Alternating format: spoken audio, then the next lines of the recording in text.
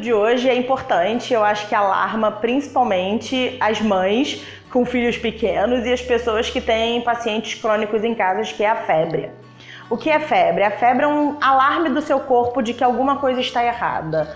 Mas não necessariamente a gente precisa ficar desesperado, porque é uma resposta do organismo que as nossas células de defesa estão funcionando contra aquele erro.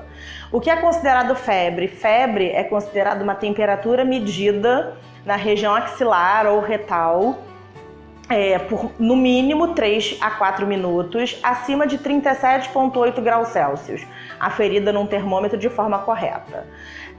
Quando a gente deve se preocupar? A gente deve se preocupar se a gente tem, por exemplo, mães que têm crianças, histórias de convulsão febril, que cursa, em que independe, na verdade, da temperatura ser muito alta. O que ocasiona, por exemplo, a convulsão febril é o aumento muito brusco da temperatura.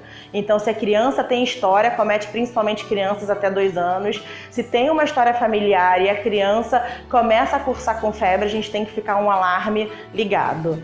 Fazer logo o antitérmico, que está acostumado, e fazer esse acompanhamento. O ideal é você sempre ter um médico assistente que você possa recorrer nessas situações.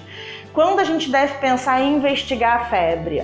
Quando ela está acima de 72 horas de febre. O que seria isso? A pessoa começa a fazer febre, a gente faz uma curva térmica. A gente vai medindo as temperaturas e tratando, e quando passa de 3 dias seguidos de temperaturas mantidas altas, a gente pensa numa investigação. Por que a gente fala isso? Muitas pessoas associam febre com infecção bacteriana e com a necessidade de antibióticos, sendo que a gente tem que lembrar que os vírus são patógenos que causam febre muito alta, mas que eles têm uma infecção autolimitada.